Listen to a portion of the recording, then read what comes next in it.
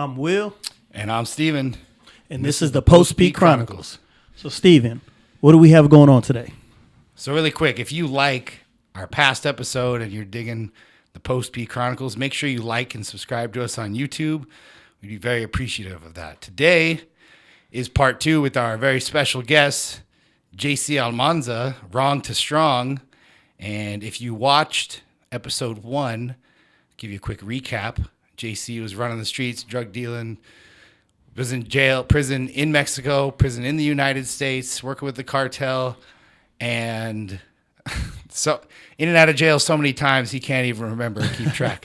So we left off, JC, and you were telling us how your wife saved your life, that relationship, and that was the first real relationship that you didn't completely destroy yourself. So let's talk about that. How did your wife, or introducing yourself to your wife or meeting her, save your life? You know, when my wife came into my life, I didn't have no morals. I didn't have, I I tell people I didn't know right from wrong because I had been doing wrong my whole life. So I thought it was normal to have a wife and like a side chick and another side chick and another one as long as you could afford it, right? That was keep on going. That was my way of thinking, and I lived my whole life like that. So, my whole life I cheated, I lied. I was a criminal my whole life. And when I met my wife, she became my friend. So it was easy for me to open up and share, past traumas, past things that I would never share with another man. I'm going to be honest. And I got to share a lot of stuff that I had put away for a long time. I had locked it away, and she sat there, listened to me, and slowly we started becoming closer and closer to the point where one day I was gonna commit suicide, man. I was gonna kill myself. I had tried it a couple of times, and I figured, no, I didn't want to go back to jail. I knew that much. And I was miserable, man. I was like, okay, so I go to work every day. I pay my bills. I'm having sex with the girls at the gym. Is this it? Is this life? And I was done, man. I was ready to check out. Like, I was like not ready to live my life like that. So that night I went and I got a hot shot from one of my neighbors, because I was living in a really bad part of Phoenix, close to Washington, where there's a lot of like homeless people. And for some reason, I don't know why, like I texted my wife on Instagram, and I don't even remember how I started the conversation, but I just told her that I was tired. That was it. And she stayed on the phone for me all night. She just kept telling me, and and at the time I didn't know this, but her stepfather committed suicide. And I guess she knew what to say to me, to the point where she kept me on the phone so long that I got so tired that I fell asleep. And the next day in the morning, when I walked into the gym, I was really embarrassed. Because now she knew, like, that I had this demon in me, like that. Now she knew that I had issues, So I walk into the gym, and she comes up to me and gives me one of the most, like, loving, caring hugs I had ever felt in my life, and made me so mad, bro, that I wanted to punch her, because Man, I felt so vulnerable. I felt so I felt something I had never felt before, and I was like ready to like run. And I remember pushing her away and just walking away, and I was like, man, I like her. I just tried to convince myself that that wasn't me. Uh, I'm not soft. I'm tough, and and little by little, man, I started to fall in love with the way that she just didn't judge me. She didn't, because she seen me sleep around with half of the girls in the gym, and she just never judged me, never said nothing to me. Never, she was just my friend. Now, JC, I've always encouraged people to be friends with people before they get into a relationship and get married, because it sounds like she knew all your bullshit and she could call you on it. You couldn't get away with it.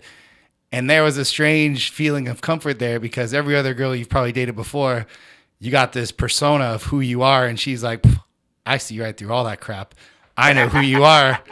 And that led to a real relationship and a deep, loving, caring relationship, because she's not just loving you for this wrong to strong JC guy. She sees through all your nonsense. You're hurt, you're wounded, you're sleeping around with chicks at the gym, and she's not judging you. And I'm sure that's a big part of it, right? Oh, yeah. I mean, she used to always tell me, I knew you were full of crap. She's like, you can fool everybody else, but you can't fool me. And I remember she used to just get under my skin, because she would be like, JC, come over here. And I would be like, what? And she's like, what does wrong and strong stand for? And I'm like, me, look at me. I'm strong. I was wrong. Now I'm me. And she's like, yeah, but what do you want to do or what? And I was like, I just want to be famous. And she just would get under my skin and be like, nah, I don't think that's what purpose is. I just don't see wrong and strong being there. And I used to be like, shut up, you don't know what you're talking about. And one day out of nowhere, man, I got up and I sat down on the toilet, and I was like, I think I'm in love with this girl. Like, I had never loved nobody, man. I'm gonna be honest. I didn't know how to receive love. I didn't know how to give love. I didn't even know what it felt like. And I was like, if this is how you feel when you're in love, then I'm in love, because I would feel butterflies every time I would see her, my stomach. And I was like, all right, either I got diarrhea or something's wrong with my stomach. That's love. If it's diarrhea, that's love. Is that IBS or am I in love? And it would happen every time she would walk into work, man. And that day I was just like, I think I love you. And she responded to me, I think that I love you too. So I was like, okay, so do you want to be my girlfriend? This is like the first time I'm asking this. Like, I didn't know really what to do. And I mean, we became inseparable from that day on. Like, she came to my place, then I moved into her, and then after that, we were just inseparable. I got a question for you.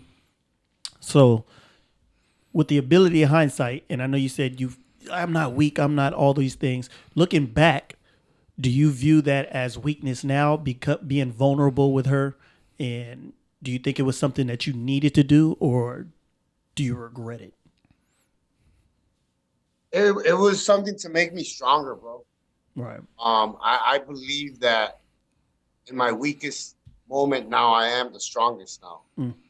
Because, sometimes, how they say you got to know your weaknesses and your strengths, right? But sometimes your weaknesses can't turn into your strengths. Yeah. So by me opening up like that, it's changed a lot of things in my life, man. Like, I'm not afraid to talk to her about stuff. And, it's and I'm going to be like completely honest, because right after we did the last show, me and her were about to get divorced, bro. Wow. Like, she was tired already of my ups and downs, like my control issues. I would have good days, I would have bad days. I was diagnosed with PTSD, personality disorder, schizophrenia. I was diagnosed with so much stuff, but as I started my walk with her, I started getting better, but I would have bad days.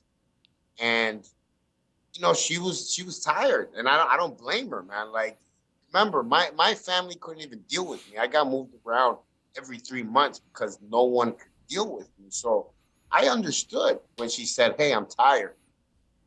So after she said that, I moved out. I moved out because I had to respect the fact that she just couldn't be around me no more.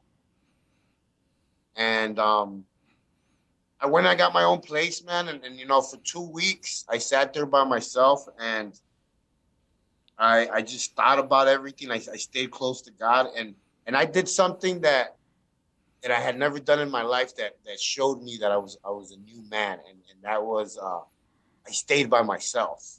Hmm. I didn't go shack up with the first girl, because that's what I would do before. The very first night I would leave the house, I would already be with another chick. Hmm.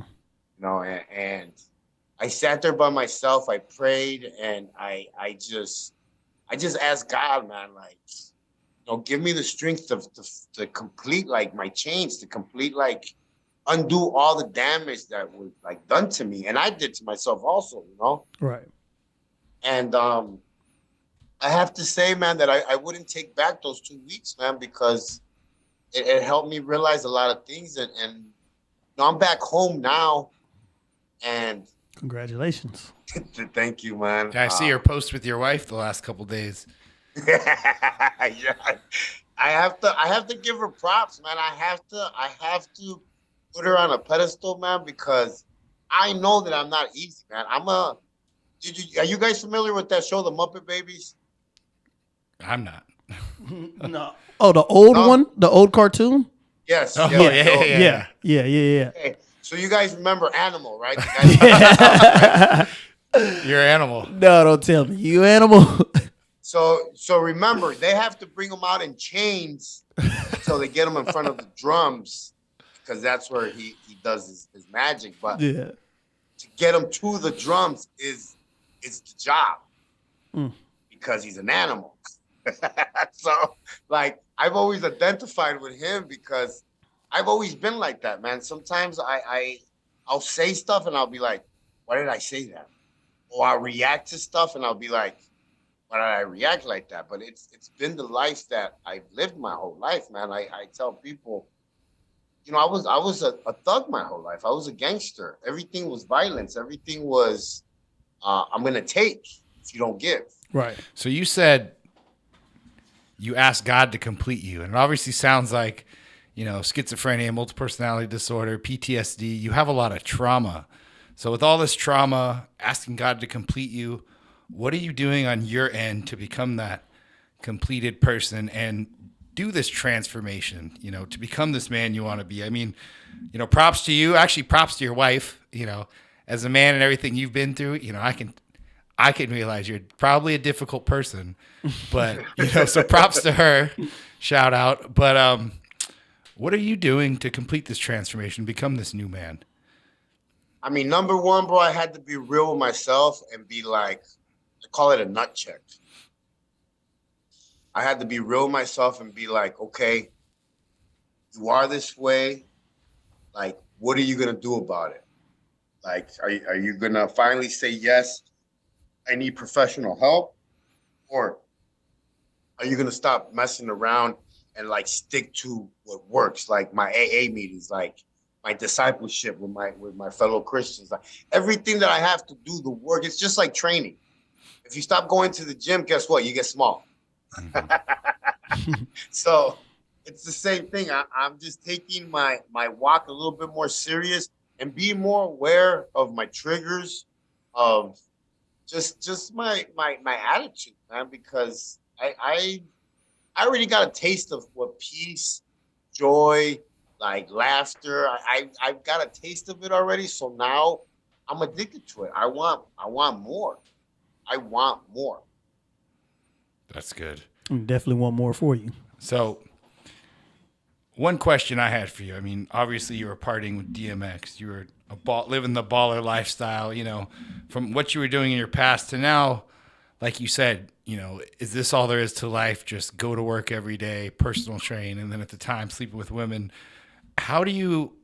What's some practical advice you could give others getting out of prison when they had this maybe lavish baller lifestyle from drug dealing to reintegrating into society and doing honest work? What is your advice, and how did you do it? Number one, life is not a party. Most of us that grew up in that life, we think that every day, like, we should be out doing something. It should be at a nightclub, everything. And it's okay to slow down. It's okay to, like, learn something different. It's okay to, like I don't even know how to explain it. Like today, bro, for the first time in my life, my criminal background record cleared for moving to this, like, really high-end, nice place in North Scottsdale. And, that's due to the work that I've done. Everything, like the training, the speaking, like it's all built. It all took time, but now, I'm paying what I put in. Paid your dues. And it's just the advice that I have to guys like me is that when you get out, slow down. Everything's gonna still be there. Everything's gonna still be there. The same girls that were at the strip club are probably still there. So, like, everything is still the same. Like, now, slow down, take time to work on yourself, because we're not here for very long, man. I tell people, I went into prison at 16. I'm almost 47 now. And it happened in a blink of an eye. A blink of an eye. So, like, slow it down, man. Live life to the fullest every day. And every day, by living life to the fullest, you have to keep bettering yourself, educating yourself, like, just learning something. Because, like I said, we're not here for long, but I feel like we're here to try and make this world a little bit better. And, most of us try to destroy it. Definitely. Everybody along with it. Definitely. And so, since we're making the world a little bit better, and the way that you do so is with Wrong to Strong. So tell us how you make the world better right now. What are you doing to pour back into your community? Oh, man, we Wrong to Strong is a nonprofit now. We have a couple of guys in Chicago, a couple of my guys from my old crew that are now my Christian brothers. They're going into the prisons over there and talking to the inmates over there. Me, I do the YouTube work. I do public speaking here at the prisons or at churches or at schools. I guess you could say just making people more aware of, PTSD, a lot of stuff that a lot of people will see somebody like me and say, well, he deserved to go to prison. He did a crime. He did this, he did that. Well, you don't know what that person went through. You don't know what hand he got handed. I didn't ask to get raped at 4. I didn't ask to get drowned. I didn't ask for none of that stuff to happen, but it happened to me. And guess what? It turned me into a criminal. So, we can never sit there and judge somebody. Everybody needs help. Everybody, even the person that's not a criminal. There's a lot of people that are in jail in their heads out here. I'm grateful, dog, that I went to prison. I'm grateful what I learned in prison, because there's a lot of things that people out here take for granted. Definitely. I would agree with that 100%. There's a lot of things that we take for granted. When we come home, I know just me personally, when I was in there, one thing I used to think about was just smelling a rose. I remember we got a rose one time and it was like a big thing. It was a rose. I'm like, man, I haven't smelled a rose in years, and everybody just wanted to take turns smelling it, like the things that we take for granted. Smell the roses, right? Stop and smell the roses. Stop and smell the roses. Yeah. I remember one time, bro, I was working with one of the CEOs in the prison, and he was my boss, and I was a really good worker, so we had a good relationship. And one day he asked me, he's like, what do you want me to bring you in? And I was like, what do you want me to, like, for real? And he's like, yeah. He's like, I think you deserve something. And I was like, man, can you bring me a cheeseburger from McDonald's? And he's like, that's what you want? You don't want no tobacco? You don't want, like, some weed? Like, you don't, that's what you wanted? I was like, yeah.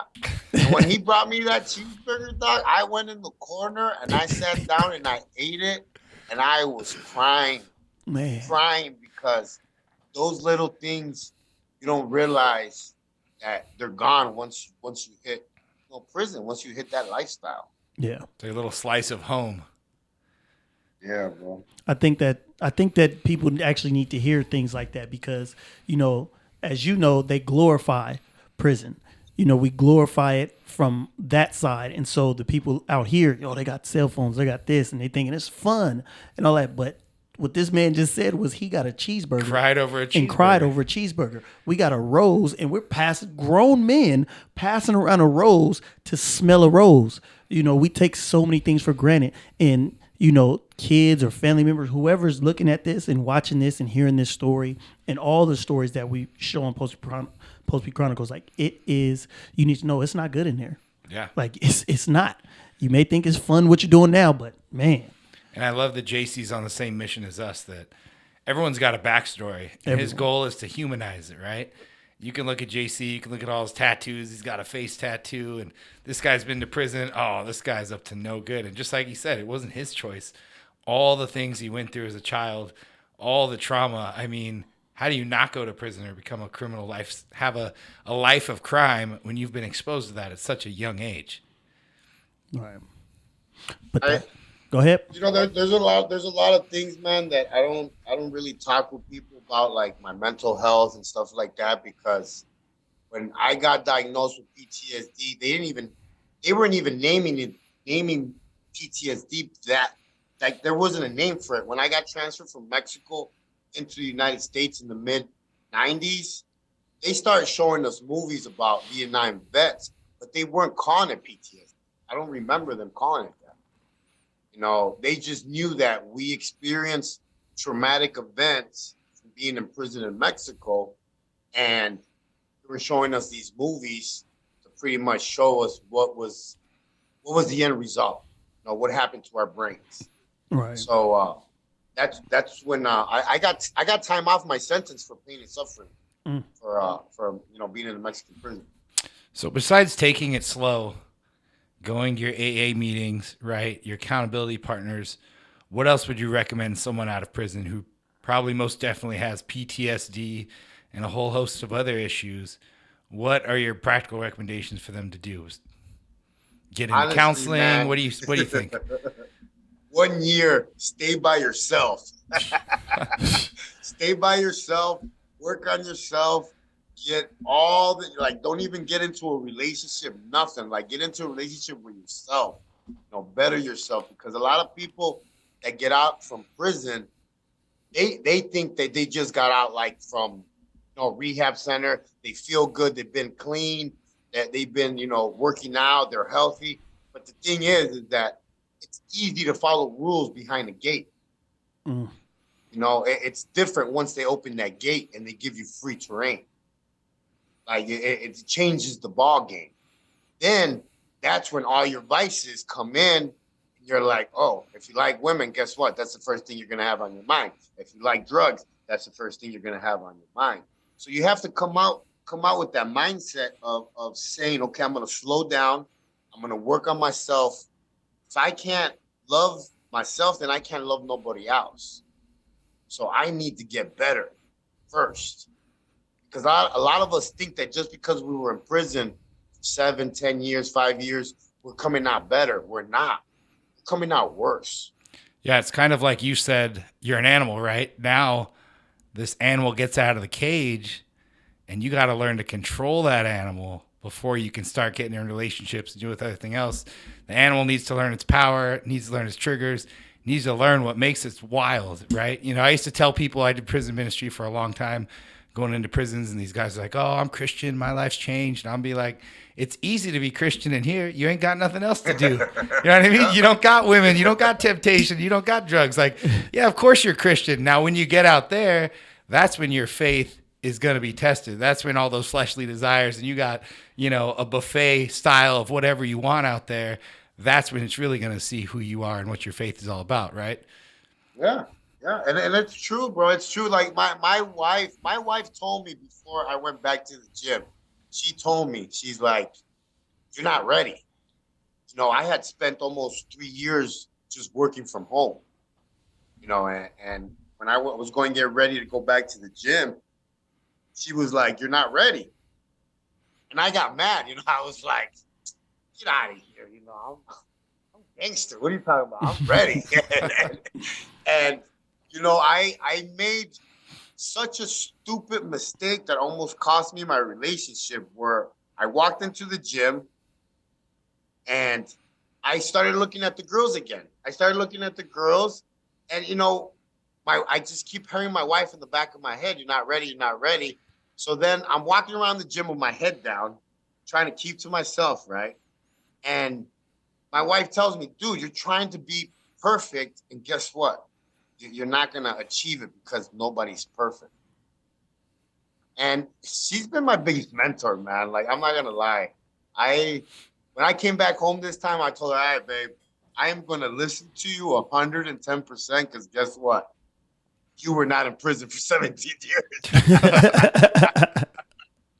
so you must have something right." Oh man, that's crazy. Hey, you know what's crazy though? When he says that you should not be in a relationship for a year and you should stay to yourself and be in a relationship, I agree with that. You had to learn the hard way, But Will. it's I was saying it, even though I agree with you, it's a lot easier said than done. Well, yeah, because So much easier said than you done. come out with that man mentality thinking that the first thing you need to do is get laid. Yeah. Yeah, I haven't had it in 10 years. I got to go get it. 16 years, bro. It's like it's almost sickening because like that's all you come out thinking in your head. Like, what's the first girl I'm gonna get with? Yeah. Why don't we think, man, I need to go see my kids? Man, I need to go like pay my child support. Like, we don't think that stuff because we're back to thinking with our flesh and being free. Yeah. Free and flesh, man, bro. It's a combination. Yeah. That's TNT. Mm. Man, bro. I wouldn't change nothing in my life. Everything that I've been through and I've learned, and like the mistakes that I've made, even though they're really stupid mistakes sometimes. Like, I'm like, wow. Like, now I can reflect on my life and I know why I am the way that I am because now I remember my childhood. Now I think about it and I'm like, man, I'm doing pretty good for for everything that I went through. Like, I'm all right. No, you're doing great. And again, your story alone is gonna help so many different people. But I want to talk about something, a little fun. So you had all these stories with DMX and partying and all these. I want to hear something. I want to hear one of these stories. Some Ruff Ryders, something. Let me know. Talk to us. You know, uh, um, my days with X and the Ruff Ryders were I gotta say really, I guess, fun days, man. I mean, I we lived in the strip clubs. I mean, it was we would get there at 11 in the morning, a bunch of six guys, seven guys on motorcycles. Uh, we would walk in, and as soon as we would walk in, they would put the DMX song on, the anthem. So I felt like a superstar everywhere I walked into, and being with him, all the people would come around us, and he loved his fans, so he would sit there and perform and rap and take pictures with them. We would sit there for hours sometimes. Sometimes we would even go to their houses, and it was an experience, man. Like I tell people, I've been in rap videos. I've lived that life, and it was fun, but it comes with a high price too, because Right. I mean, there's a lot of temptation, bro. There's a lot of bad people in those circles. A lot of bad people, and you fall victim sometimes to that lifestyle. Right. I imagine you're probably full on addicted to drugs at that point. Probably super Oh, full on, paranoid. bro. I was doing cocaine. I was selling cocaine. I was, I mean, my girlfriend was a stripper. I mean, I was, Be constantly paranoid. yeah, I call it my very dirty years. Like I was riding a motorcycle all day, selling drugs all day, doing drugs all day. I mean, I'm lucky to even be alive, bro. I got what, 3 DUIs that year. You know, riding motorcycles and being drunk is a bad combination. You know. Very dangerous combination. And I definitely believe that a man who is not governed by his flesh is a strong man indeed. That's good. Oh man, you know which movie I watched the other day and it hit me so hard? That movie with Denzel Washington, Hurricane. Oh yeah, Great movie. yes. When he goes to prison and he's like, I'm gonna refrain from like masturbate. I'm gonna refrain from everything because they can lock me up, but they can't lock up my mind. And when he said that, man, I was like, that's some gangster stuff right there, man. What? Because you're killing your flesh. You're Yes. just and that's one of the biggest things that I've come to realize now, bro. That is when you are able to disciple yourself, able to train yourself, able to have self-control, then you become a real man. Facts. That's a good point. I think, society's definition of a man when you were growing up, it's how many chicks can I bang? How much power? How much clout can I have? Right. But when the real man is, all right, one woman, I'm a provider. I'm not governed by society standards. I don't need to be popular. And I'm not a slave to my fleshly desires. I don't got to go with every little trend and every little thing just to be noticed and popular. Like, I'm in my own lane and I'm walking it and I'm walking it strong. Yeah, bro. No, and you have to be careful, man, because once you hit that world, man, women are just as bad as men, man. No, they I don't disagree with you. They pursue you. They'll talk to you. So you have to be really, really in control of your mind, and heart, man, because it can lead you in the wrong way. And I realized that once I sat there by myself because I was like, man, my wife is like past a 10. She's like a 15, and I was like, I consider myself like a strong 7. A strong 7, just the tattoos and the bad boy gives me extra points. You know what I mean? So I was like, I hit the jackpot with her because 1, she's faithful. 2, she's real. 3, I can be myself because I'm like a big kid trapped in this grown man's body, bro. And I can act like myself, and I'm not embarrassed. I'm not, nothing. It's just I'm me with her, and that's what we forgot when we started having a lot of issues. I started focusing on work too much. She started having, just her mental breakdown from dealing with me, and we forgot to be the number one thing that made us so close, and that being friends and having fun and laughing, and everything else, man, that makes a relationship. So would that be the lesson that you tell someone in a relationship? Don't forget to be friends. Don't forget to do the little things. Yep, the little things, man. A friendship, man. That's a relationship that's gonna last, bro. Because remember, it's not you and me. It's us. Right. Once you start saying me or you, that's it. It's been a wrap. I think it's also important that you said you can be yourself, right? Like, let's be honest, you're kind of a mess, right? Or your past is messy. But if you can be yourself, you don't have to put on this like, oh, I'm JC, I'm wrong to strong, I'm this perfect guy now. I'm nothing like I was. You're like, no, I'm battling these demons. I have freakouts and meltdowns. I'm a kid in a big man's body, but you can be yourself with her and she accepts that. That's what's important too. You're not always having to put up this front of I'm this guy portrayed to be on Instagram. You're like, man, I struggle like everyone else. She would clown on me too much. What I'm impressed with, that when you said you did those 2 weeks alone. Just recently, someone was telling me I learned about these trauma bonds, and not only trauma bonds, how they say that relationships are 50-50, but they really should be 100 and 100. So you should be your best self and they should be their best self. And then together Yeah. even better together, you know? And that's kind of like what you did when you said, God, complete my transformation. And you took those 2 weeks and said, I'm not going to run to another woman, which would have been easy. Because I know they was waiting for you, like, oh, I've been waiting for JC. Ignore your problems and just answer one of those DMs. Exactly. And you didn't do that. And you took that time to work on yourself to become that 100% complete version of yourself and continue to work. And she's already at that. So there's no longer a trauma bond and it's 100 and 100. So I'm definitely impressed by that. Bro, I was telling her yesterday that, like, even if we wouldn't have got back together, I was going to make it a point to be a great man, like a man of God that respected myself, morals, everything, just to show her that what she went through, what I put her through was not vain. Like, I was going to make it a point to be that person. Like, I had to do it because that's how much I love her, even if she wouldn't have been with me. That's great. That's awesome. Now, one other thing I want to talk about, you used to have all the clout and popularity, but let's not pretend you're not famous now.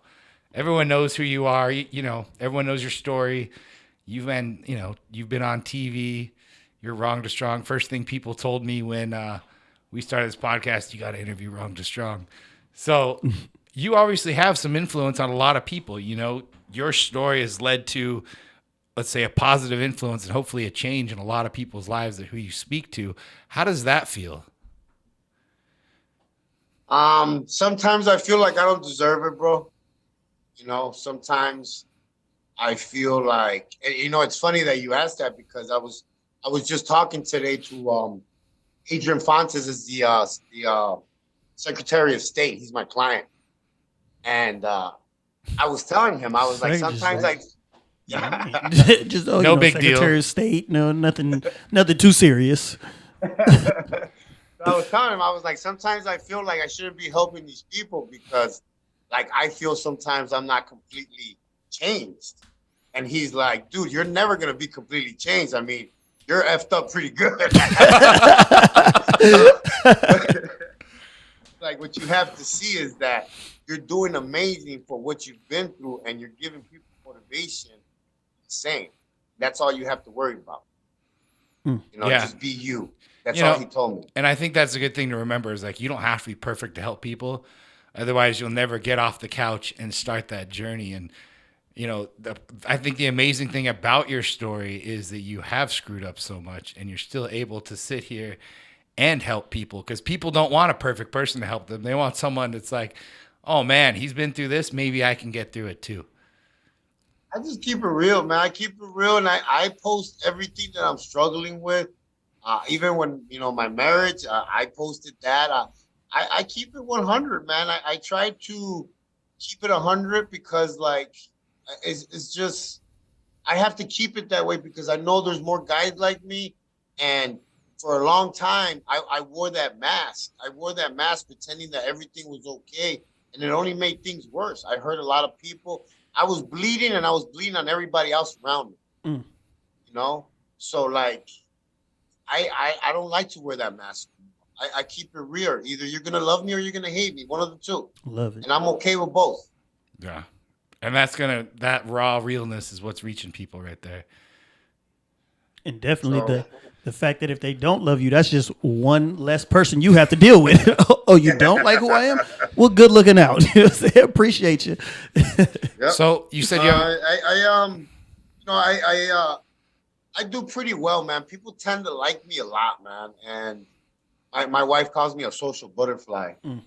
But it's just because I feel like where I'm from in Chicago, we talk to people. We're hustlers. We want to make money, so we make connections. We talk to people. We communicate.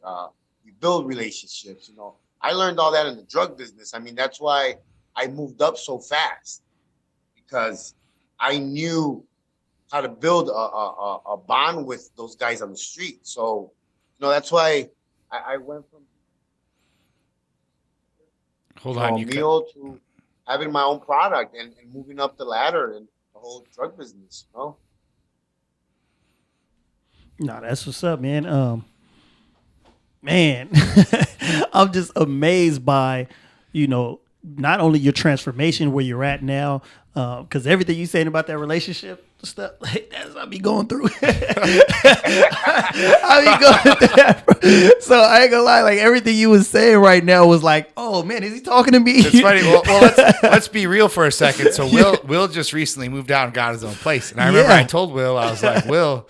Nah, but like for real, bro, for real, man. If my wife has been like my just my rock, man, my anchor. Like if she wouldn't have taken the time to really like want to help me and genuinely like love me, because I've come to realize, bro, that love is not an emotion. Love is like a decision that you make. It's an action word. And like it's an action. Mm-hmm. And when she told me I love you and I'm not going nowhere, like she meant it, man. And like that brings tears to my eyes, bro, because like I never had nobody like Yeah. never had somebody to really love me through all my trauma, through all my bad stuff, through all my anger issues, through people don't know how messed up I am, man.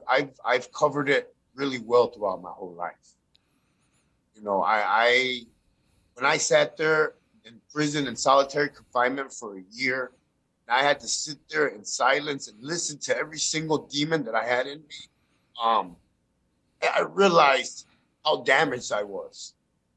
You know, and love through her, love through God, love through Jesus has been a big change in my life, man. And I just want to give hope to guys like me, man, because I know there's a lot of guys that are struggling with this inside, but they're just not saying nothing.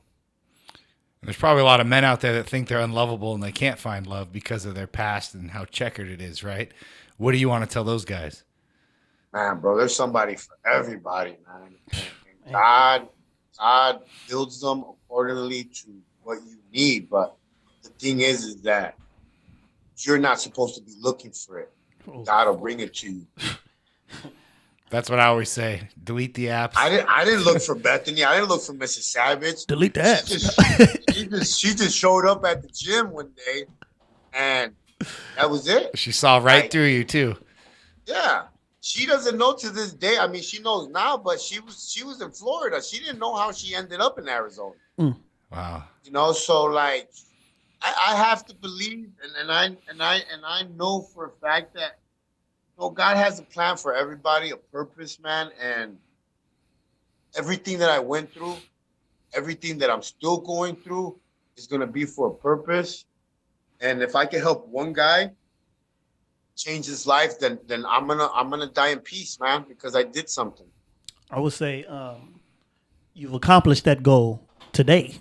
Yeah. Honestly, I don't even say this as a joke. Like, I don't know what it is, but everything that you said today has resonated with me.